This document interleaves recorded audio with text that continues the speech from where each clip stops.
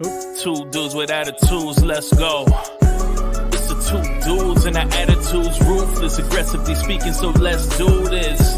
We're Ryan and Denton, they here to get your attention. The 5-star broadcast, shit, start to the ending. Whether it's the E or it's all E. The two dudes with the attitudes to bring the heat. Get the point, yeah, it's on, time to lock in. Listen to the podcast where they get it poppin'.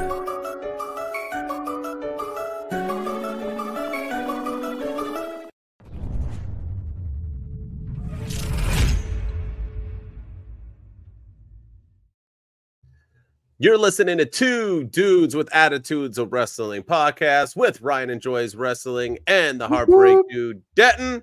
Ryan, how's it going? Are you excited about the draft tonight? Are you excited about this past week of wrestling? Wait, there's a draft? I thought the real draft was last night when my Broncos drafted Bo Nix, the quarterback of the future. You guys did get yeah. Is he? What do you think? I mean, when 6 quarterbacks get drafted, and I don't even think Caleb Williams is good. So that's just my honest opinion. Falcons, and I watched them play a lot. Michael Penix when they just signed Kirk Cousins makes no sense whatsoever. But you know what doesn't make sense? Signing Kirk Cousins to $180 million. Kirk Cousins is the highest he has an Achilles heel. Yeah. Yes, and he's the highest paid, most mediocre athlete ever. I think he's number 1 as the most overpaid, mediocre. What has he ever done? Dude is straight trash. What has he done? What has he done? Exactly. Exactly. So he beat Robert Griffin at the starting job in Washington. That was due to I don't even want to get into it. But anyway, welcome to WWE Week. This is the most exciting time of the year, right? Because we got the draft coming. It's more exciting than WrestleMania. You think it's a coincidence? That's a joke that they did the draft the same time as the NFL draft, or do you think you think they? I think so. I was trying to wonder when the draft, because it's always different, right? It's always after Mania, but is it always around the same time as the draft? I don't know. Well, last year it was around like May. I think it was right before the. It was like right before the Night of Champions pay-per-view, because that's when they crowned the World Heavyweight Championship with Seth Rollins taking on AJ Styles. Because as soon as they did the draft, like the next week, they were like, "Oh yeah, we're gonna have Raw competitors compete for this belt, and SmackDown competitors are also gonna compete for the title that's gonna be on Raw." So they like completely did away with their draft the very next week. Yes, yeah, well, yeah, I remember. 2 things For one, this draft looks like it's going to be the same exact draft as always, which is disappointing because I like old school draft. Don't split up the pool, throw everybody in the back. Let's just do one freaking night. If you need 2 nights, fine. Round 1 through 5, and then we're rounds 5 through 10, just like the NFL does, like the lower brackets. I don't want to see, I don't know, a nobody getting drafted in the 3rd round just because it's their first pick of a 3rd. No, I want like the best of the best go down to the worst. But I do like the champions stay. I always hated that. Yeah. And they would do dumb things where they would both draft the world champion, and then it would be like, what do we do? And then somebody would like beat them, or at least now we know who our champs are. They stay home. The belts make sense. That's how it should be. I did like that. So out of 1. Yeah. And that was another thing they got wrong last year was I think they drafted the Raw Women's Championship to SmackDown and the SmackDown Women's Championship to Raw. And that's why they did the title switch of with Rhea becoming the women's world title and Bianca, I think at the time was just the women's champion, and now wasn't Becky, or maybe it was Bianca. Yeah, I know her and Charlotte did a belt switch that was pretty awkward. Ooh, yeah, real life heat. Yeah, because she dropped the belt. But but I'm glad they don't have to do that this year. I think they always back themselves into a corner with stuff like that. But we'll get more into the draft later in the show. We will. Really quick before you jump in, the draft. You said they did it at the same time made sense. I think, and I'm going to say it, we're going to talk about it in our next show that we do tomorrow. But what I have to say is that AEW won the wrestling night of the NFL draft because they were getting talked about for the first time ever. Tony Khan was a good businessman. I was like, oh, now you're here to try to make money. Nonetheless, he didn't sell it because he was moving his neck around like nobody's business. But that's just because he's a goober. But he wore the brace. It shows that Tony Khan bases all his decisions off the internet. So good for him. But nonetheless, funny stuff, and they were a buzzing. And Pat McAfee went at him. I don't know if that was part of your news, which I don't think it was, but Pat McAfee did a couple shots at him. I don't have the quote, so I don't want to say. Oh no, I didn't see it. Yeah, yeah, because he was doing a show as well because of ESPN. I don't know if you want to look it up, but he threw some shots, which I'm like, oh man, we're here now, aren't we? At least they're not like people say, like AEW fans are like, well, WWE throw shots, yeah, but they're not throwing it on their air time. At least they're doing it on their own damn time. I've never had a problem with them throwing shots at each other off the TV set. Do what you want when you're not being, having airtime paid for it. Did you find it or no? Yeah, let me see. So let's see. Pat McAfee. Yeah, okay, here we go. So he said that last thing we need is him to look like Tony Khan. He's talking about Bill Belichick, I think, who took a Meltzer driver just the other night, Wednesday night. He took a Meltzer driver, I do believe. Guy's got a broken neck, and he's battling through so he can pick up Brian Thomas Jr. And that Shad Khan mustache is never not going to be sweet. And head coach Doug Peterson is 3 seats away going, what the F is going on? And then that got a laugh out of Bill Belichick, who never, ever laughs. And then one of Pat McAfee's little stooges, Mad Mel, I think he's one of the people on the Pat McAfee show panel. He did call Tony Khan out, and he said that I understand keeping up with the gimmick, but someone should tell Tony Khan, hey, if you have a neck brace on, don't move your effing neck around like there's nothing wrong. You stick with the gimmick and look straight ahead like your neck's broken. What are we doing here? That was the shot. That was the shot. Yeah. And Rich Eisen, he also wrote that he wishes Tony Khan a speedy recovery. So kudos to. That's what I'm saying. You got publicity. Yeah. Yeah. And the NFL.com was writing about it. There was an article about Tony Khan taking and whether or not he's be at the draft. Shad Khan was on TV. So kudos, man. It worked. Hello. Wow. Still not a good segment, but we'll talk about that. That was the best part of the segment. But anyway, all right, let's get into it. We got WWE news obviously this week, so we're going to start off with that. And always our news producer Ryan is going to give it and break it down like Diaz. Yeah, we have some unfortunate news today. Dirty Dom, your boy, I'm not ready for this. He's been walking around TV with a cast on a sling.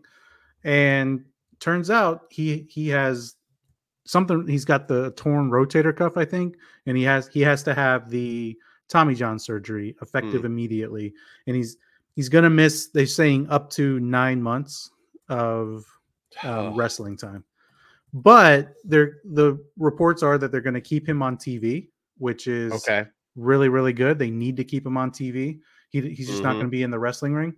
And the beauty and the good thing about this injury, not that there's anything good about it, but is that he's not a baseball pitcher. So in baseball, this would keep him out of probably the rest of the regular season and probably like half of the next season as well, because you're a pitcher, you're putting a lot of pressure on your shoulder, you're putting a lot of pressure on your arm.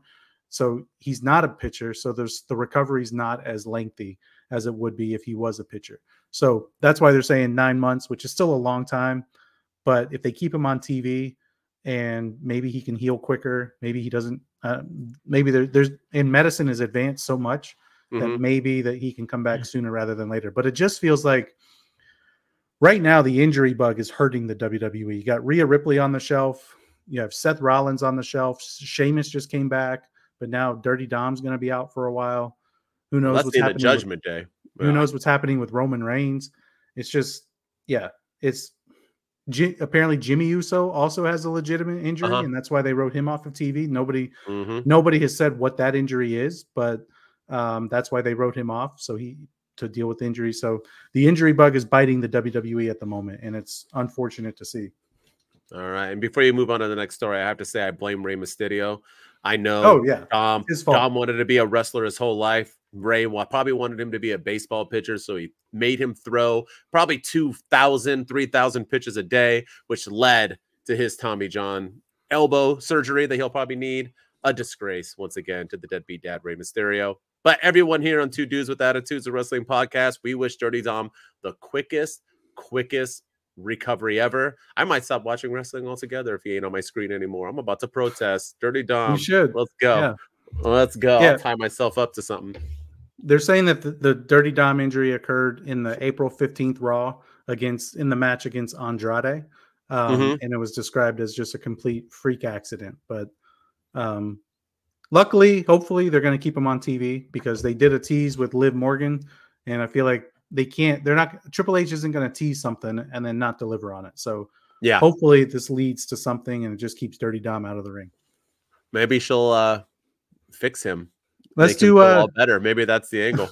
Give me Liv Morgan versus Rhea Ripley in a Dirty Dom on a pole match, and let them fight over him. Let's just let him dangle from a pole. It would be awesome. Or just go back to old school. Have him have a ladder match with the custody up on top. Just the contract again, like they did Eddie and Ray. Yeah, they need to do that. Bring it back. That would be awesome. And Dirty Dom's all in his feelings because he's like, not again. And whoever gets it wins him. Yeah. That's what I like. All right. But it is unfortunate because he is coming into his own. He's getting heel heat everywhere he goes. Yeah, it's big time, big loss for WWE. So hopefully they'll keep him on TV, like we said. Mm-hmm. And then the other big news, last Friday night while SmackDown was going on, there was all kinds of ominous tweets going around on the internet sphere.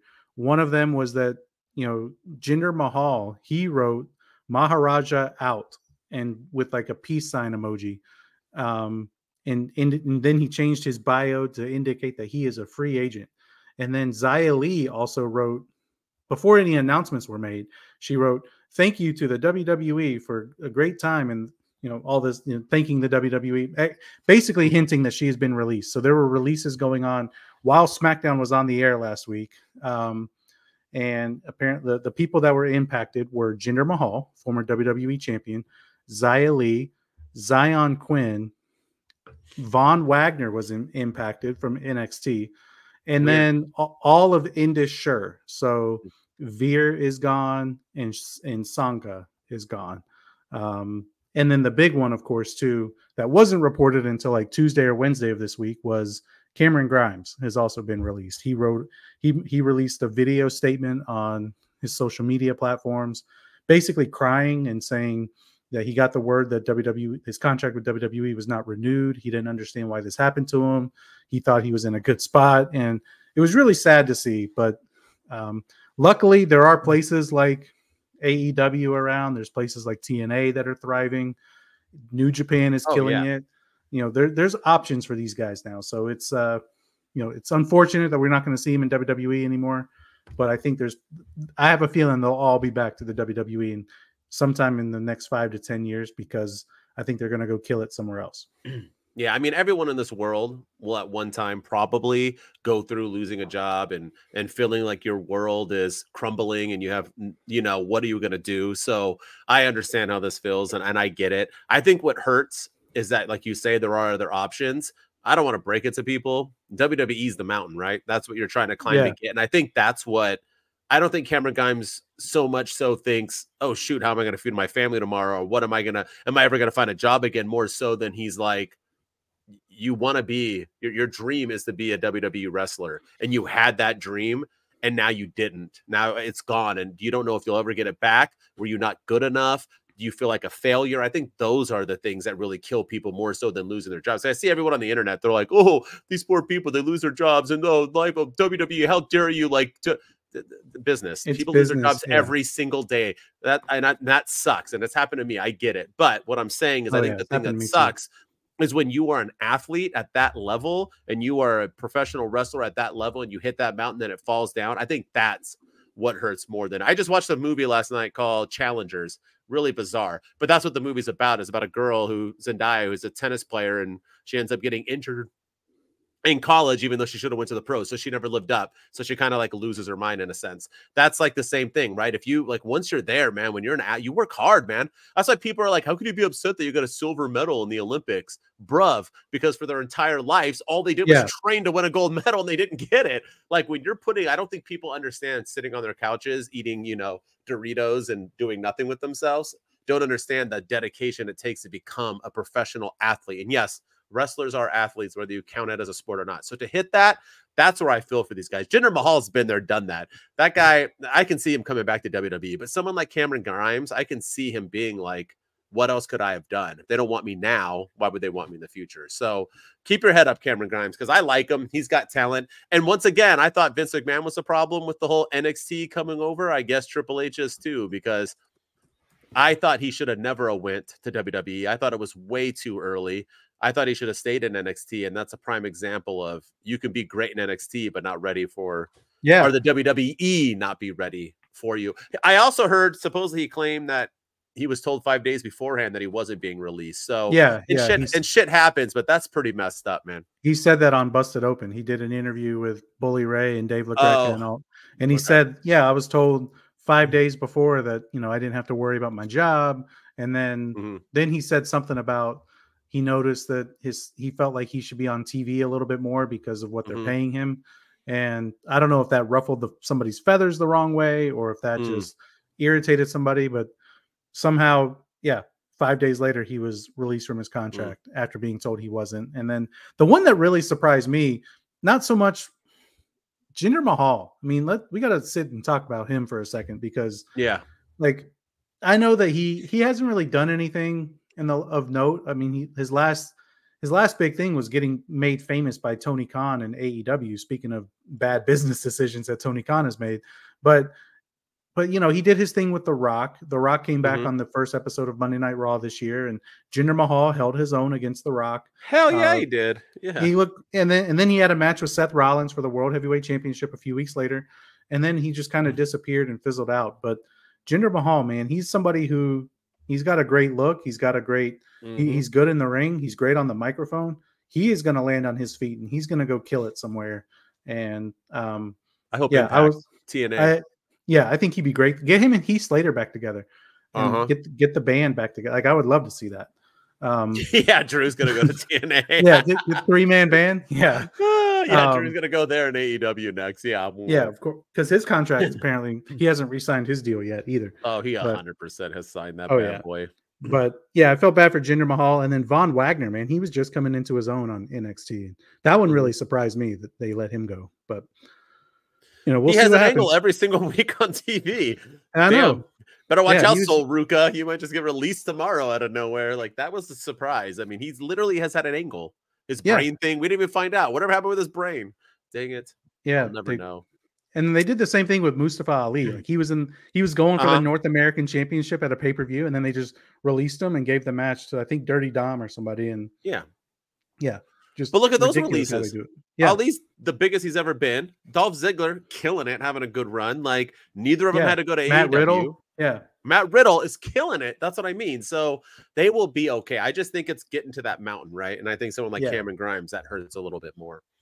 All right. But, you know, best wishes to all of them. I know they'll find jobs. So, and hopefully they have a little bit of money saved up that they're okay until then. That was it, right? Yeah. And some other breaking news in the world is the FTC, the Federal Trade Commission, voted against non-competes. So now they're basically saying that non-compete agreements are unenforceable. So with all these, what does this have to do with wrestling? All these guys may have 90-day non-competes that might not be enforceable anymore. So apparently they're voting on it. It's already passed, and now it just has to go in. Like, it goes into effect in 120 days. So I don't know if current non-competes are still enforceable or if it's only for new non-competes that they just can't have them anymore. But that whole thing is it's over my head. But apparently, you know, if somebody does get released in the future, they could go to AEW like the next day or TNA the next day. They don't have to wait the 90-day period anymore.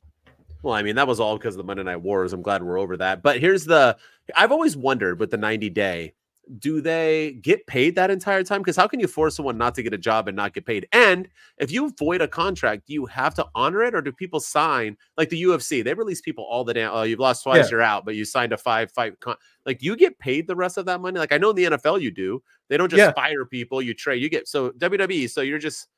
I mean, what's the big deal? I don't mind taking a 90-day hiatus while I get paid to that's what hang out with my family. It happens to football coaches all the time. Like, you know, there's coaches that sign 12-year deals that get fired, and then they're like they don't have to do anything for the next like 6 years, and they're making millions of dollars. So I don't know how it works in WWE, but I know in other sports, like the Broncos are still paying Russell Wilson's salary, and he's a Steeler because of the way the contract worked and all that, which is ridiculous. But don't get me started. That guaranteed money, man. Kirk Cousins, I'm telling you. But anyway, all right, let's get into this. You ready? We'll move through this. It shouldn't take that long. SmackDown, baby, from a week ago. Let's get the show going. AJ Styles defeats LA Knight to open the show and become the #1 contender to Cody Rhodes. Solo Sikoa shows up in a suit. Weird. He introduces Tonga as the newest member of the Bloodline. Nick Aldis and Triple H give Theory and Waller their new tag titles, and they are the WWE Tag Team Champs now. The Street Profits win a 4-way to earn a shot at the WWE Tag Titles. Heyman and Solo are looking for Kevin Owens. They go to the ring for a promo, and the crowd literally chants, "We want Roman." Tonga throws a bloody KO onto the ramp. Solo and Tonga beat him down more in the ring, and Heyman looks frightened. After the break, Nick Aldis shows Tonga's car has crashed into KOs and tells Heyman that repercussions will be a happening. Santos Escobar defeats Carlito, I don't even know why they brought him back. Damage Control and Bianca and Cargill are in the sky boxes next to each other, bickering. In the main event, Bayley and Naomi end in a DQ when Tiffany Stratton jumps them both and does probably her best double prettiest moonsault ever to close the show. And that was a SmackDown review. SmackDown is a very quick, hot show, I might add. Like, yeah, for 2 hours. A lot happens, but doesn't happen. And it's always like, when's the last time we saw SmackDown? We were like, nothing happened. Like, I mean, we had Solo in a suit, Tiffany Stratton putting her mark on the world, like Roman. I mean, it's like all sorts of crap going on. Yeah. Or Bianca and Jay tag team show. Okay, go ahead. And one thing too is we have new tag team championships on SmackDown. I said that, right? Yeah. Yeah. But those belts look fire. Yeah, those championships, they're gorgeous. They're the best looking belts that WWE has right now. Next to the Rock's People's Championship, it's the best looking belt. I think of all of wrestling. I think AEW belts are the best belts in pro wrestling, and I think that one's better than all of them. That belt, it's the old tag team title, man. But I don't know why they don't just go back to all the old tag team titles. Winged belt, Intercontinental Tag Team. Compared to the European, to the tag belts on Raw, like if I'm R-Truth and The Miz, I'm pissed. I'm like, man, like we got hosed. We had the biggest moment, one of the biggest moments at WrestleMania, and the crowd popped loudly, and you gave us these compared to these titles, which are, and I liked those at first, and then I saw these, and I was like, oh, never mind. Yeah. But that was. Let's do that. Let's get this elephant in the room going, bruv. And you know what I'm talking about. Yeah, this Bloodline stuff, man. This is I'm digging it. Solo showing up in a suit, Paul Heyman saying nice threads, Tama Tonga beating up Kevin Owens, and then there's car stuff backstage. And my only complaint, my only gripe, did they ever explain why they're attacking Kevin Owens? Is it because he made that comment to them about the broom closet the week before when he went into Cody Rhodes' locker room? That was the only thing. Like, why were they seeking out Kevin Owens of all people? I don't know. But I mean, it worked. Kevin Owens has been a thorn in the Bloodline side for a long time. And it was good stuff. I'm digging this side of the Bloodline. I want to know what MFT stands for, because Solo kept referring to Tama Tonga as his MFT. So I don't know what that means. I'm hoping that they'll explain more. But yeah, I thought this Bloodline stuff, I'm still ready for something else to happen. Like, I'm waiting for 1 or 2 more people to come up with Solo. But I know it's going to be a slow build because we got a long way apparently before Roman Reigns comes back. So yeah, I agree. It doesn't stand for my fucking Tonga. Oh, that's what I thought. I don't know. People are saying it stands for Tonga. People are saying it stands for My Family Tree, but he's also saying that's my MFT. So that would be saying my family tree. Yeah. But it's like ATM my fucking Tonga. Yeah. Right. I liked everything from beginning to the end of the Bloodline stuff, except one thing. And I know all you guys do is match. But here's the thing, right?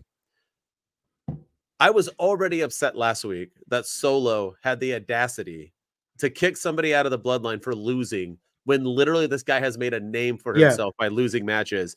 And then after that, he rolls up dressed like freaking Tony D'Angelo from NXT, like he a mob boss, like he's that dude, and everybody all of a sudden now is afraid of him. Everybody's like, oh shit, here's 3 weeks ago, people were begging for they literally put Seth Rollins up against Solo instead of Roman and The Rock. The crowd booed, and Seth was like, oh, geez, like I might as well just wrestle my daughter. Like it was a freaking joke. Now 3-4 weeks later, all of a sudden now he's that dude. He's that. We couldn't have built him up at all. If you just won this, I get it. But if you won this, then save it.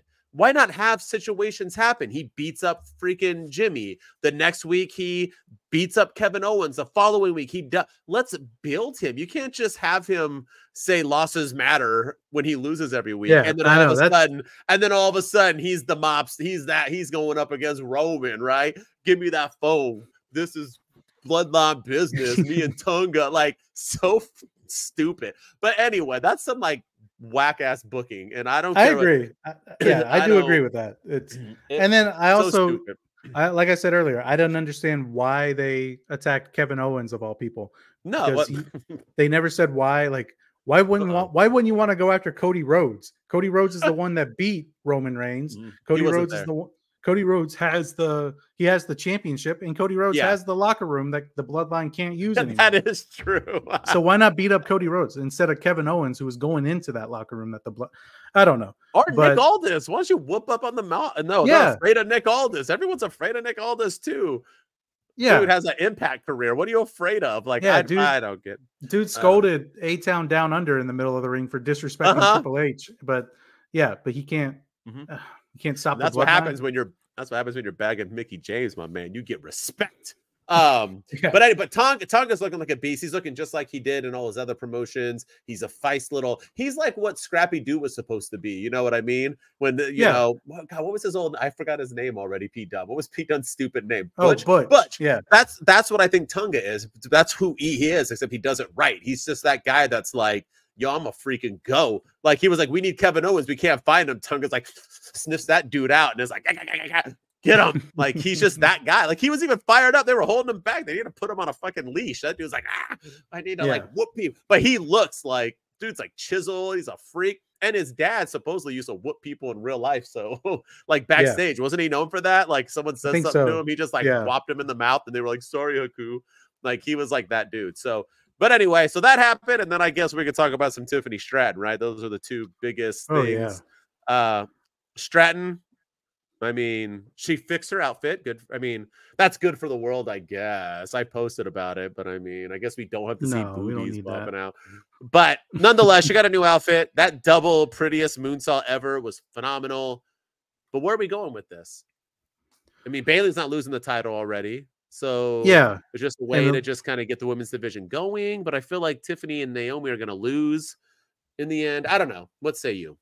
Yeah, that's what I don't understand is where do we go from here? Because you're having a triple threat now, and again, like you said, Bayley's not dropping the belt. The only thing I could see is maybe Naomi turns heel and aligns with somebody or something, or and turns on Bayley, because they've been all like buddy since they've been back, and maybe this is what triggers her heel turn. She loses and she just snaps and takes Bayley out or something. So I could see that. But we already have but Tiffany Stratton, man, that girl's got it going on, and she's the future. She's the future of that division.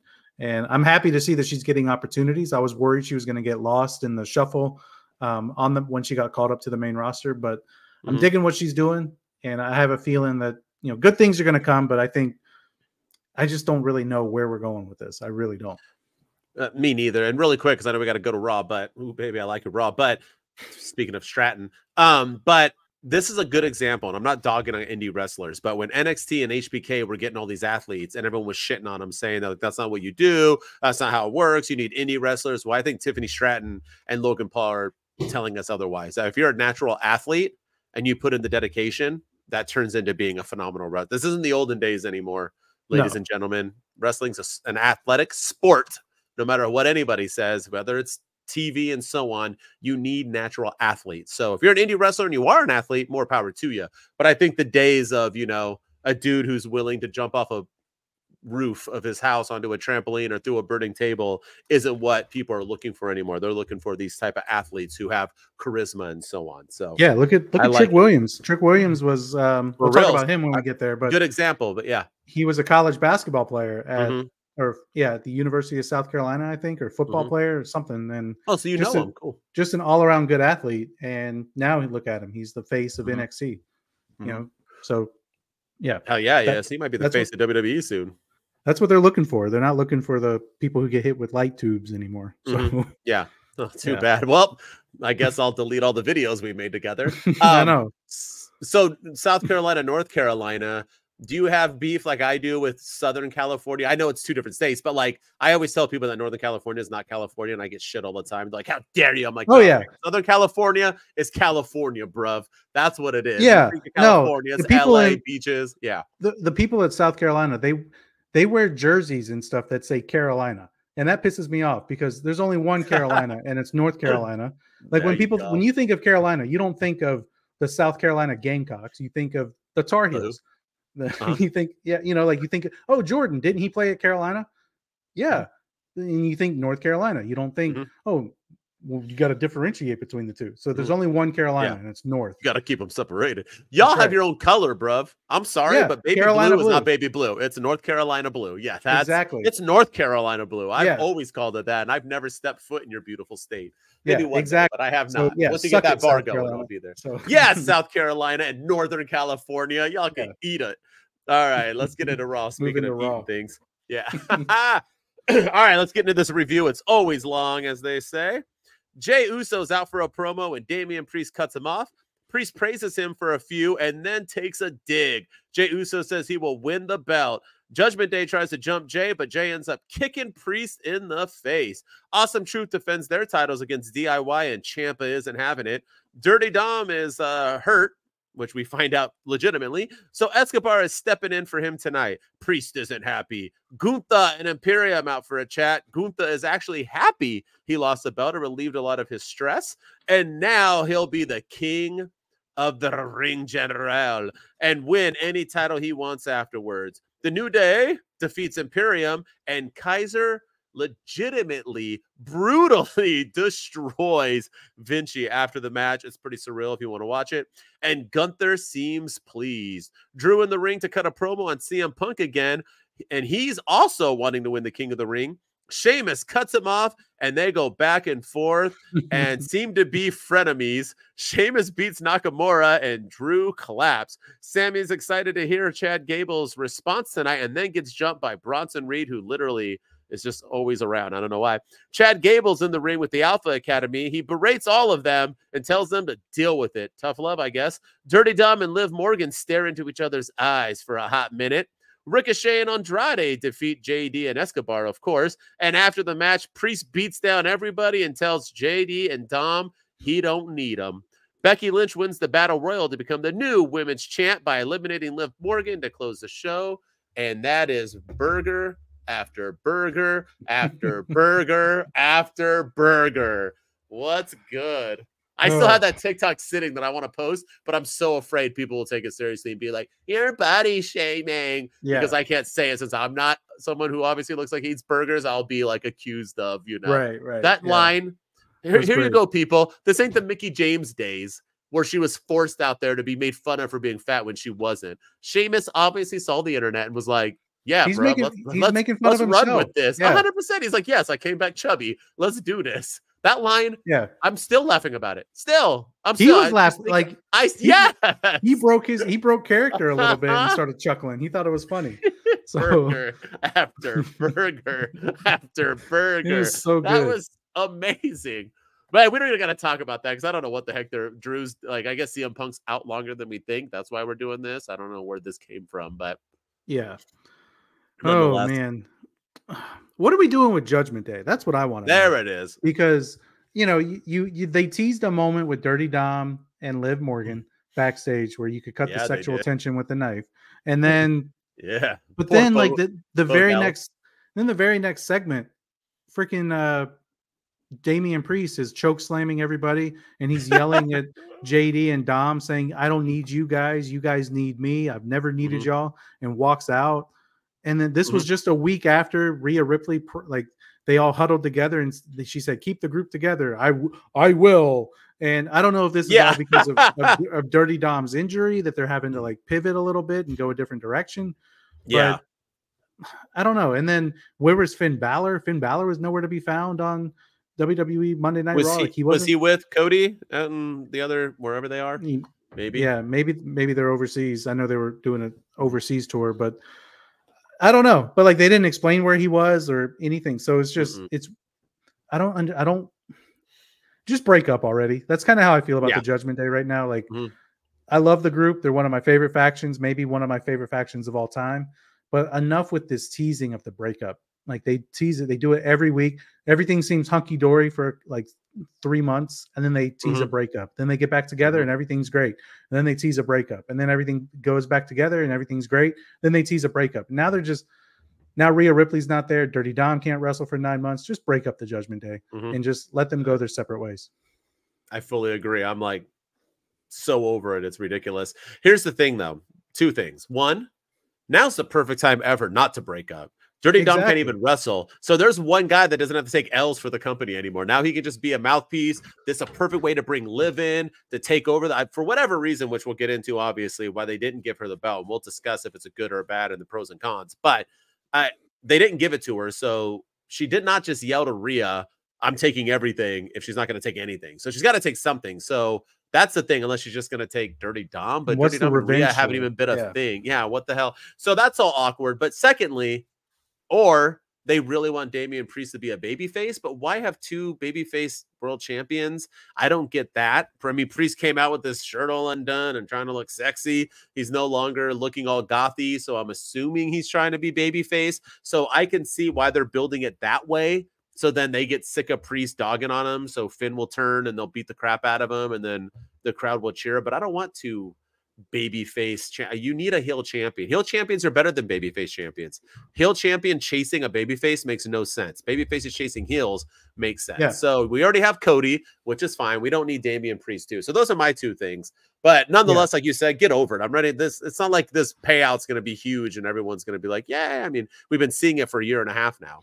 So yeah, and just I don't get it. And then it also just felt like a sudden shift in everything too. Last week they were like, we're going to be closer than ever without mommy here. Yeah. And then this week, I don't need you guys. You guys need me. And it's just, what? Huh? Because they lost again. Where are you? Where's Damian Priest when these guys like he's always counting on them. You talk about not winning clean. Oh, Roman can't win clean. Oh. Where's Damian Priest when the Judgment, when Dirty Dom and JD McDonough need him? I'm just saying. Exactly. I agree. And then the main event. Okay, number 1, I'm not a fan of titles changing hands in battle royals. I think that was a horrible way to go about it. Yep. Number 2, giving it back to Becky Lynch was also a big mistake. Like I get that, and I knew as soon as she was walking backstage and she grabbed the microphone and talked to Maxine Dupree, who just got scolded by Chad Gable, newly healed Chad Gable, which that was a fire segment as well. But when she was like, go out there and show them, prove them wrong, prove them why you deserve to be here. I knew at that moment either Maxine Dupree was going to eliminate Becky Lynch, which I was kind of hoping to prove that she belongs, or that Becky Lynch was going to win. And it turns out that Becky Lynch was winning that whole thing, and Liv Morgan was the runner-up yet again. And I just don't understand. I don't understand why they did this. And I know the whole "let it cook" crowd is telling us to let it cook and let's just see where this goes. But you had a story right there in the palm of your hands, and you just let it slip away for whatever reason. Makes no sense. And I think that story, doesn't work now with her losing again. That was the moment for it to work. And I mean, her beating Becky Lynch next pay-per-view doesn't make sense either, because what would be the point of that? So none of it makes sense. But everyone's like, oh no, Becky Lynch. We need big names. Really? Trick Williams isn't a big name, big star yet, and he just won the belt, and he's going to carry NXT. They do it all the time. You know what I mean? Swerve Strickland. How do you become a big name? Yeah. Thank you. Swerve Strickland isn't a big name star. He's not this. Yeah, he's big right now, but he's not a big name star like Becky Lynch. It's not like they gave it back to Moxley because they were afraid. Why? I don't understand. Liv Morgan's been champ before. Give it to her again. That was the moment to let it happen. I don't see an upside in Becky Lynch. She's not bringing in ratings. It's not like that's the reason. It's not to build somebody else. That was the moment to build somebody else. Have her being eliminated by Liv, and Liv finally being the winner instead of second place. So I don't know. And if you're not trying to build her up as a baby face, then who cares about the runner-up story? people are going to root for her to then achieve that. So are you trying to turn her baby face? That's not a heel move. No one roots for the heel to not get second place. So you know what I mean? So I don't understand where they're going with it, but they better move on to her and Dom and do something with Judgment Day and her taking that, or Liv Morgan's just being freaking talent wasted. And like these, you have a draft coming up too. And so I don't understand why they didn't have people from SmackDown come on to Raw to participate in this battle royal, because it's not like it would have mattered because you do have a draft. But like, because I was just looking at the lineup of the women in this match, and like, no disrespect to any of them, but there's not like outside of Becky Lynch or Liv Morgan, there really like nobody else stood a chance of winning this thing. Nia Jax was in there. So you had Becky Lynch, Liv Morgan, Nia Jax, but Shayna Baszler, who hasn't done anything of note recently, Zoe Stark, who hasn't done anything of note recently, Chelsea Green, Piper Niven, who are fun, entertaining people, but they haven't done anything of note. Ivy Nile, Natalia, Kaden Carter, Katana Chance, Indy Hartwell, Candice LeRae, and Maxine Dupree.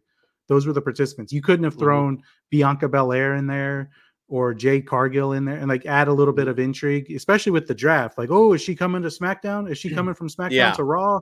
Like, what's going to happen with like, it's a good way. I thought it would have been a good way to tease the draft, and also not like it matters because they could just, they'll be protected, so we'll know they're on Raw now. So I don't know. Nah, they just wanted her to win. That's why.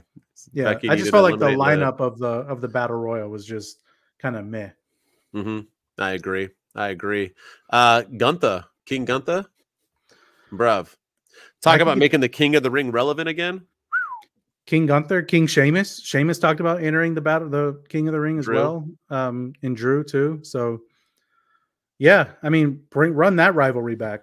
Sheamus versus Drew and Gunther. Like, I'm all for that. I have a feeling CM Punk's going to get involved somehow and cost Drew again. But no, I'm all for. I want King of the Ring to mean something if they're going to have it. Like, I want them to Gunther. Yeah. But like, if he wins, I want him to then. I want the King of the Ring to automatically get a title shot at SummerSlam or get a title shot at any date that they choose. Or that's how it used to be. Yeah, that's how I feel like it should be. Otherwise, you win King of the Ring and you're King Gunther, but what does that do? Because we had King Xavier Woods and it didn't do anything, and we had King Baron Corbin and it didn't do anything, and we had King Sheamus and it didn't do anything, and King Barrett with Wade Barrett, it didn't do anything. That was fun. They were all good ones, but I just want to see. I want to see King of the Ring matter. If you're going to do it, make it matter. And the way to make it matter is to elevate them and put them in a world title match. So let Gunther be Damian Priest's next opponent.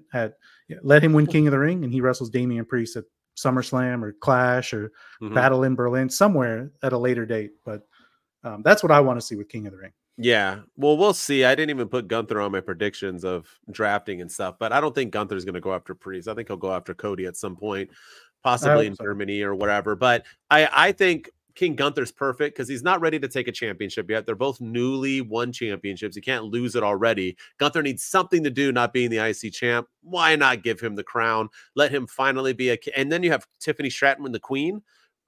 Those are probably the two in most recent time, maybe Queen ever, two king and queens that will actually run with it and it makes sense. Imagine Gunther with that crown on, walking out, meet him. He's going to bring relevancy like he did the IC. And then Tiffany Stratton, like, oh my God, I'm the queen. I'm Tiffany. Like, that's beautiful. Like, that's just like. I'd like to see Chelsea Green win. Be Queen Green. So same, but that's like the same gimmick. Same thing. I'm all for, and Chelsea does need it. So yeah, but I'm just afraid if Chelsea does it, then nothing happens and it just gets. That's true. Yeah, she goes to Loserville after that. Yeah, which I worry about. You want to also Gable? Yeah, we'll do Gable, but Imperium, man, they're Giovanni Vici's kicked out of the group now, and Gunther looked pretty happy with Ludwig Kaiser. Speaking of Mr. Tiffany Stratton, Ludwig Kaiser is. Like it was good. It was well done, but I also kind of felt like it should be Kaiser that turned on Gunther and not the other way around. But I'm curious. I'm curious to see what happens to, Kaiser or Giovanni Vici in the future. Like unemployment. He's kind of that's what I'm worried about. Like, is he going to be released next? Because he's kind of the weak link of Imperium. He's not the best on the mic. He's not the greatest.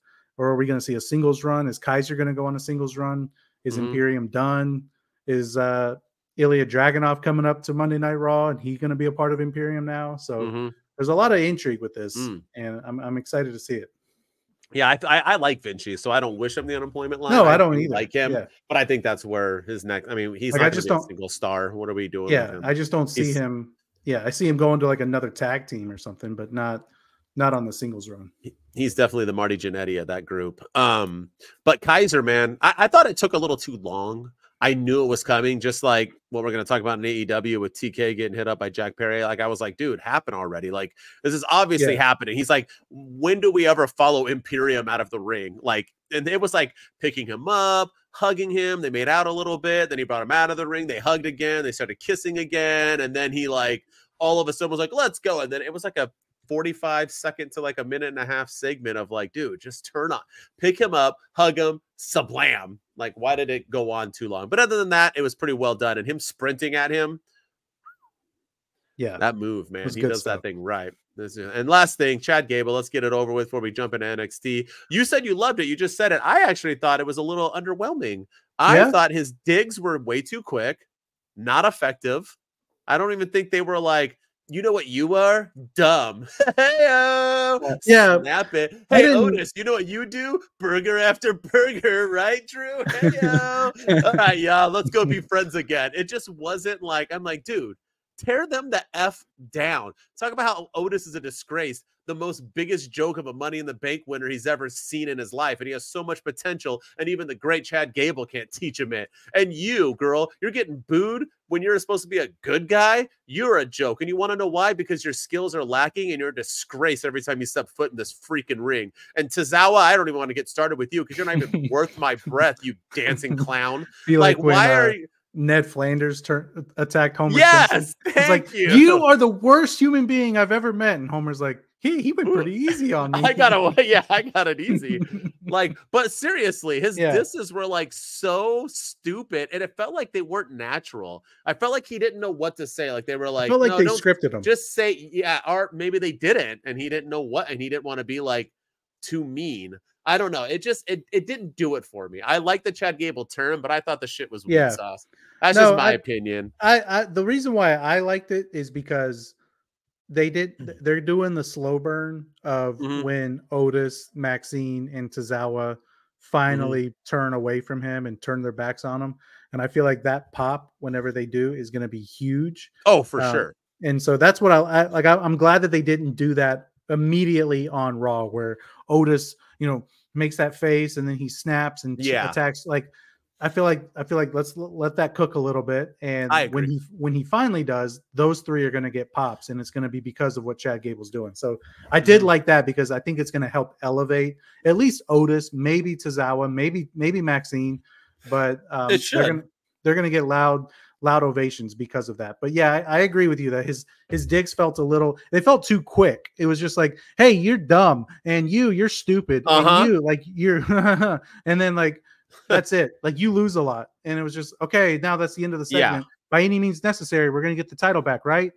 Like, so I'm excited to see where it goes, but I'm excited for the pop that Maxine, Otis, and Tozawa are going to get when Chad Gable doesn't win the Intercontinental Championship from Sami Zayn. God, he can't lose it again. Or what's the point? Don't go for it, bruv. Well, no, they're doing Bronson Reed, obviously. Bronson Reed's like, you think you talk about losing all the time. Matches? Yeah. Hold my beer, Chad Gable. I'm in here. They should just have a lose off and see who loses the most. Oh, geez, awful. All right, let's get into some NXT. You ready? Yeah, probably the best show of the week. It was the best show of the week. Too bad they're about 3 weeks behind because I don't know when spring breaking was for you, but it ain't going on right now. No. But anyway, let's get into some spring breaking. 2 weeks too. Yeah, night one. And by the way, main event on night one, pretty weird. I thought that'd be a night two main event. Maybe they have something else cooking. But anyway, let's get it going. Show opens with Aldis, Pierce, and Ava talking about the draft. Roxanne Perez defends her title in a three-way, then tells Fallon she'll deal with Jay. Oh, no. Sorry, I'm all over the place. Thea tells Fallon she'll deal with JC Jane, and Jada Parker comes in, and she shoves Fallon, and chaos happens. The D'Angelo family defeat No Quarter Catch Club. Baron Corbin backstage when Lexis King walks in and talks about Corbin leaving NXT, and they will wrestle later. Jada Parker defeats Fallon now. JC Jane says she will defeat Thea Hale next week. NXT Underground contract signing. First ever women's NXT Underground match. Natalya and Carmen versus Lola Vice on the contract signing. They signed the contracts, and Shayna Baszler will help Lola Vice. Natalya and Carmen lay them both out. Carmen actually kicks Shayna, and she sells it and falls out of the ring and everything. It's pretty cool. Sean Spears wants Ridge Holland to embrace his anger. Final Testament want to win all of NXT Gold. Sol Ruca defeats Blair Davenport in a beach brawl match where at some points they threw balls at each, like inflatable balls that wouldn't hurt my 9-year-old son. But Sol Ruca does win with probably the best finisher ever, and it only gets better and better. Lexis King, what the heck, defeats Baron Corbin. No idea what's going on. And in the main event, whoop that Trick Williams defeats Dragunov to become the new NXT heavyweight champion and celebrates to close the show. And that was me messing up on the Thea Hale part. Spring break in review. Whoop that Trick, bruv. Yeah, that was probably the highlight of the week. Trick Williams finally becoming the face of NXT and winning the NXT championship. And, looks like Dragunov is going to be called up to the main roster. Looks like Carmelo Hayes is probably on his way up. So, yeah, you got to have somebody to hold the belt. And I think Trick Williams, we're going to find out, man. This is his time to shine. He's got the belt.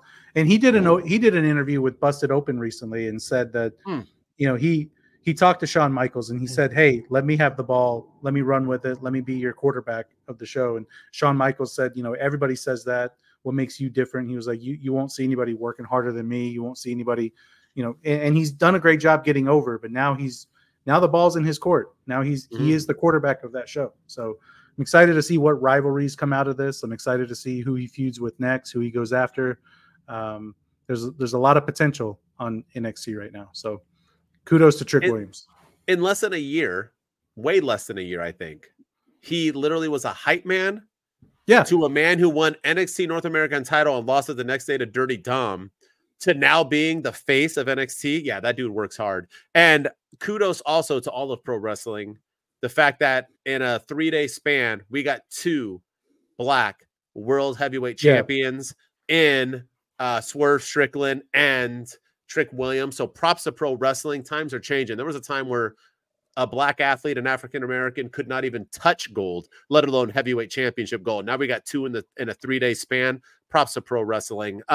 This match was a burger after burger after burger after burger. This match was fire. I thought it was Trick's best match, which shows a lot because this is his time to shine. Dragunov, who I thought's run was weak AF, is still a talented wrestler. He showed that. Passed the torch, handed him the belt. They hugged, but Dragunov hugs people all the time. Good stuff. I'm excited for NXT, and I'm excited, man. Trick can go in the ring. He's big. He's tall. He wrestles well, too. Promos are good. I mean, holy cow, the future's his. I'm excited to see who his first challenger is going to be. We'll see. Probably Lexis King. He got to win over Baron Corbin. Yeah, what's up? I don't understand what's going on there. He loses, he wins, he loses, he loses. He beats Baron Corbin. But Baron Corbin, like, he was supposed to go down to NXT to, like, rebuild himself. And he came in hot, and then he lost all the big matches, and then he got hot again with Braun Breaker as his and now he's back to being a single. And they're like, oh yeah, you're the guy that loses all the time now. It makes no sense. So Lexis King of all people too. Yeah, the least intimidating wrestler I've ever seen. Gosh, so bad, dude. So Ruka though, that finisher, bruv. I know what it gets better. I don't even know how she does it. It is insane. That girl, once again, an athlete who came up and is like, Sol Ruka's another female in that division who's the future. Really quick, I don't know what you want to talk about. I do want to talk about this, the final testament. What do you think? What do you think about this? They all want the gold. Is that just the hype up next week? Or are they, we're going to talk about draft predictions soon, so maybe we don't want to spoil anything, but like, what's going on? I like it. I think they belong there better than in, I mean, they just kind of disappeared from the whole feuding with, but I guess they lost at WrestleMania, so what are they going to feud with anymore? But I like it, man. I mean, Karrion Kross seems like the real deal now. Yeah, no, I think that's the perfect landing spot for him is NXT. I've been saying that Karrion Kross needs to go back down there and, kill it down there for a little while and then come back up bigger, better than ever. Mm-hmm. But I don't know. We just saw the OC go down there, and they completely shat the bed and really haven't done anything. And then I'm kind of worried about the same thing happening there, that they're gonna be down there to put other people over, as opposed to going down there to rebuild themselves and get championships. And so I am worried about that, because that's what Baron Corbin's down there to do. Apparently, that's why they sent the OC down there, just to go down there, wreak havoc on one week and then lose the next week. And now the AOP and the Final Testament being down there. If it helps, I would love to see AOP win the tag team championships, and I think Karrion Kross would be a perfect opponent for Trick Williams. 100%. But we'll see what they do. But then again, Trick Williams isn't losing his first championship reign. Can Karrion Kross afford more losses on NXT? I don't know. So it's tough. And the funny thing is, I'm all for both, right? I think they should go and hype up people, but at the same time, I also think they should go and win titles and rejuvenate their careers. That's the whole point of going down, is to make yourself a name again, just like Mandy freaking Rose, who did it to perfection. So I'm all for both ways of doing it, and we'll talk about that in the draft coming up. Anything else you want to touch on before we move on? I mean, nothing else really. Yeah, not really. I mean, the contracts. I'm excited to see what they do in week 2 of spring breaking. I don't think. Have we seen a card yet for it? Have they? Yeah, they have a card. They announced it while they were wrestling, obviously, because we got Thea Hale next week against Jacy Jayne. We got the tag team championships up for grabs. The NXT North American Championship, Oba versus Ivar. Another person down there trying to. So there are, they have a few matches. Like I said, I'm just surprised that the heavyweight championship match was. It's always night 2. Yeah, that's what made me like, how can they top what happened on week 1, spring break-in, with what's going to happen in week 2? It makes maybe we're getting a surprise. Maybe the draft's done by then. Maybe one of those people that don't get drafted go to NXT, and chaos ensues. We'll see. All right. Yeah. That was our WWE Week in Review, people. Good stuff. I'm excited for tonight. Friday Night Smackdown draft is going to be happening. And with that said, our segment, we're going to do our best, our worst, our random guesses of predictions. You ready? It's prediction time. Before it ever happens, it's a prediction. Lean in close, take notes, listen. Cause they about to point it out quickly. All the things that you didn't see is getting called like plays at the line of scrimmage. You can take it to the bank, the dudes ain't tripping. They've been seeing what's coming for a good minute. It's prediction time, yeah, let's get it.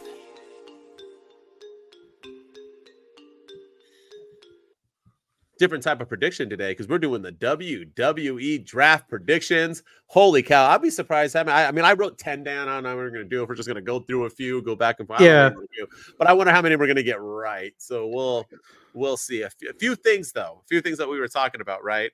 Hopefully factions don't all hopefully the bloodline doesn't all just get drafted as one. Yeah, I don't even know. That's stupid. Or like damage control. No, I want to. Tag teams are fine. Solo people are fine, but if you're going to do all bloodline to Raw or SmackDown, then they need to be drafted individually throughout the show. You can't just say, my first pick's going to be Roman and Paul and Solo. Yeah, and I'm just going to get all of them in one pick. Do that, yeah. Like last year. So yeah, it's so stupid.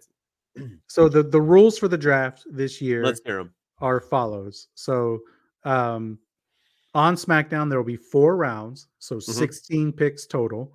On Raw, there will be 6 rounds, 24 rounds total, 24 picks total. Champions on each brand are protected. The women's tag team champions are eligible, so they can be drafted to any brand. Because there's only one. Yeah. Okay. SmackDown will pick first on tonight's episode of Friday Night Smackdown, and then Raw will pick first on Monday Night Raw, and then the rosters lock on Monday, May the 6th. So everything goes into effect. Not this coming week, but the following week after Backlash. And they better follow through with that. I'm upset that NXT doesn't have draft picks. I don't even know why they kept mentioning it with NXT if they weren't going to do anything other than steal their people. I like everything else, though. I don't like the pools. You forgot to mention that there's pools, so you can only select a certain person on Friday. And I don't like that they each have. I think Raw should have first pick on SmackDown, and SmackDown had first pick on Raw. Yeah, I think so more too. Sense? It makes way more sense. But I think it's just because we all know who's going number 1, so they didn't want that man on Raw, so he has to stay put. So yeah. So I mean, who's the number one pick? Throw it out there before you even do your predictions. Who's number one? Who's number one? Who's Roman number one? Reigns. It's got to be Roman Reigns. Go. There you go. Even That's though why he's not there. SmackDown has the first. I have a feeling he's not going to be drafted because he's not around. He's in the picture. He is. Oh yeah, they all are. Bloodline. They all. Yeah, he's there. Yeah, he's there. But the tonight's available draft pool is AJ Styles, Alba Fire, and Isla Dawn, the Alpha Academy. So all three: Chad Gable, Otis, Tozawa, and Dupree. So 4. See, I don't. Yeah, okay. Andrade, Bianca Belair, Braun Breaker, Cedric Alexander, and Ashanti the Adonis. Ivar, Jay Uso, LA Knight, Liv Morgan, Nia Jax, Randy Orton, Ricochet, Seth Rollins, Shayna Baszler, Sheamus, the Bloodline, which is Roman, Solo, Tama Tonga, and Paul Heyman, and then the OC, who I thought were on NXT, but Luke Gallows, Carl Anderson, and Mitchin, and then Zoe Starks. And then Monday's available draft pool is DIY, Apollo Crews, Braun Strowman, who hasn't been around for a while. I'm surprised he's on this list. Bronson Reed, Candice LeRae, and Indy Hartwell, Chelsea Green and Piper Niven, CM Punk, the Creed Brothers, Damage Control, Drew McIntyre, Final Testament, Giovanni Vici, and then Imperium. So he's separated from them, but Imperium, Gunther and Ludwig Kaiser, Jade Cargill, Judgment Day, Caden Carter and Katana Chance, Kevin Owens, Legado del Fantasma, LWO, Naomi, New Catch Republic. LWO's 1. That's like 8 guys. Yeah. Rey Mysterio, Carlito, Dragon Lee, Cruz del Toro, Joe Quinn, Wild, and Zelina Vega. And Legado del Fantasma was Santos, Angel, Berto, and Electra Lopez. New Catch Republic, New Day, Odyssey Jones. Where the heck has he been? Pretty Deadly, Shinsuke Nakamura, Tegan Knox, The Pride, which that's listed on WWE's website as their name, and they've never been called that. Ever. And Tiffany Stratton. So that's Monday Night Raw's draft picks. All right. That was a lot. All right, so let's go with predictions. Yeah, so I think they're going to draft. I think Seth Rollins and Becky Lynch are obviously going to be on the same brand. So Becky Lynch is the women's world champion. She's on Monday Night Raw. So I think Seth Rollins is going to remain on Monday Night Raw. I think the Bloodline obviously will be picked. I wish they would separate them, though. I wish that it was Roman and Jimmy and Jay going to one brand and then Solos and whoever else going to the other brand. Happen, or do you think they're all going to? What's your prediction that they'll all stay? I don't think they're all going to get drafted together. That doesn't make sense to me. I think they're all going to stay on SmackDown. I think all of them are. Raw has enough talent without them that they can get by without them. And then I think trying to think of what the big stuff will be. I'm surprised to see Braun Strowman on this list. It kind of makes me wonder if he's on the way back, and there's gonna be a little surprise. He's gonna get drafted to one of these brands. Maybe Uncle Howdy makes a return finally. But yeah, I'm gonna say Seth Rollins will be the number 1 draft pick over Roman Reigns, because there's a reason they're touting him as the MVP of WrestleMania, that he's the guy who helped Cody Rhodes. He was Mr. WrestleMania. I think he's going to be the number 1 draft pick to Monday Night Raw. Over the Bloodline. Right. So you think tonight, is he tonight? So tonight's going to be Roman and Seth? First 2 picks? Or is Seth next week? Seth is tonight. Number 1. Seth is tonight. So you think it'll be Roman and Seth? Okay. Yeah. Well, the Bloodline's also tonight. All right. So who knows? But yeah, I think Seth will be number 1 to Monday Night Raw. I think Bloodline will be number 1 for Friday Night SmackDown. All right. Who do you got for NXT? Anyone? I know they're not getting drafted, but do you have anybody in these 2 nights not getting drafted that'll pop up on SmackDown officially, or NXT? Sorry, officially. Alpha Academy. I think minus Chad Gable. I think Otis, Maxine Dupree, and Tozawa are going to go down there. If they separate them. Now, if they keep them all together, see, that's the crap that I can't figure out. But if they keep them all together, then they're all going to be on the same brand. And Chad Gable's not going to NXT. But if they're going to be separated, then I'm going to say Alpha Academy is going to go to NXT. I think they would thrive down there. They'd be the tag champs, boost that tag team division. Yeah. Otis can go in the ring. Tozawa, whenever, like, he was wrestling for the Heritage Cup not too long ago on NXT. When he brings it, he brings it. When he's not being a comedy character, he can really go. So I agree. Yeah, so I think they'll go down. All right. I got a few. You ready? Yeah, go for it. Let's see here. NXT wise, I got the Final Testament officially going to NXT. I think they'll do better there. And I think Ivar as well. I know Ivar, but he's kind of like, where is he right now? I think why not go to NXT and do something, have a little bit of a run? Maybe I'm just being blinded at the fact that who else is really going to go over right now that kind of needs to go back down? But I see Ivar in them. So for normal people, I got all of Bloodline staying on SmackDown, but I also have Jey Uso going back to SmackDown. I think he'll go back because that's where Cody Rhodes is and all that. I have Damage Control to Raw. I forget if they're on Raw or not, but I think they'll go to Raw either way. I think Baron Corbin will go to SmackDown to be with his boy, with the Bark dude. I think Carmelo Hayes goes to Raw. I think we're going to finally get someone go to Raw, but I think Dragunov will go to SmackDown. I don't know why. I'm just throwing it out there. And you brought up Braun Strowman. I think Braun Strowman is going to Raw. I think he's going to be making a comeback. I think he has more time in the 3-hour show. And I'm going to throw it out there. I think Nia Jax and Bianca will both be on SmackDown. I think Bianca is right now, but I think Nia Jax is going to move over. What else is she going to do on Raw? She can't go against Becky anymore. Or she'd be a great opponent for Bayley. That's what. So yeah, I think Nia Jax will move over. The Bloodline's down there too, and so hello. Maybe they add her to the Bloodline, and she starts dominating the women's division, which they haven't done that yet. No, they haven't. So those are all my 10 randoms. Let's talk about it. The other elephant in the room. Are we seeing anybody who we don't know? Are we going to get MJF in the draft? Anything like that? Or are you throwing that out the window? I'm throwing it out the window. I don't think it's happening. People are pretending, Rumble, Mania, draft. Next will be SummerSlam. We'll keep getting all the hope of MJF. I don't think MJF. I think if he was going to come to the WWE, it would have happened already. So I don't think it's going to be MJF.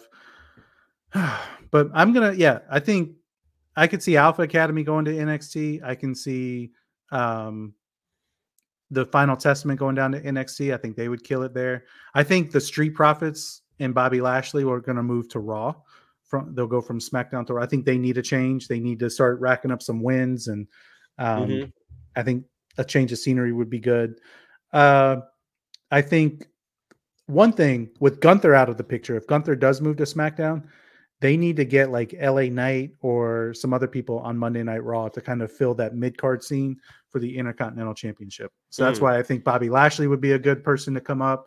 Baron Corbin could be a good person to come to Raw. Braun Strowman could come to Raw just to fill that Intercontinental Championship void that Gunther's going to leave behind.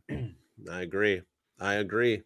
All right. That was fun. We'll see if we get any right. You think we'll get, we have to get one right, like the Bloodline on SmackDown, but anything outside of that, we'll see. And what I want out of the draft is I want them to stick to it. I want them to, they have to. Yeah. They have to stick to it. Don't do like, oh, well, we're going to have a Raw versus SmackDown, showdown at King of the Ring. Like, no, don't do that. We're not going to, I don't want to see, like, I'm okay with it if they do it at Survivor Series, but we don't need to see Raw versus SmackDown people. We don't need SmackDown guys going to Raw going to, keep them separated if you're going to do this draft. And then just honestly, man, I would like them to go back to brand specific PLEs. I know that's not going to happen anytime soon, but I would love to see them go back to that and build up some of the other guys. I thought that's when the best guys, that's how Eddie Guerrero got to where he was. That's how JBL got to be as big as he was, because they were doing brand specific pay-per-views that otherwise they wouldn't have gotten a chance on the bigger shows. And I don't think they will, because they announced that all PLEs now are like out of the country. So every PLE but the 4. So I don't think they would invest that type of money to have Roman not show up to one or whatever else, but Cody. All right. That's our draft predictions, huh? One other thing, I think Judgment Day splits. I think Judgment Day splits in the draft. Oh yeah, I wasn't sure about that, so I wasn't sure who would go where, but okay. But I think Dom and JD will stay on Raw, or they'll move to SmackDown and continue their beef with. What about Liv? And Yeah, I could see Liv moving to SmackDown and going after Dom. I don't know. That's gonna be tough. But I do think either maybe Finn and Damian will split. So Finn will get drafted to SmackDown and Damian will get drafted to Raw, and that'll kind of cause the breakup. All right, good That's stuff.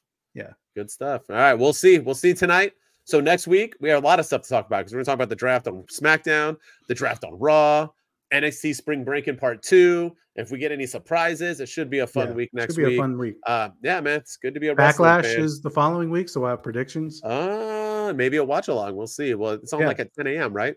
Because it's in France, so it'll be at like 1 p.m. Eastern. Oh, I could do that. 10 a.m. I could do that. Yeah. So let's try to get that going. I love watch alongs.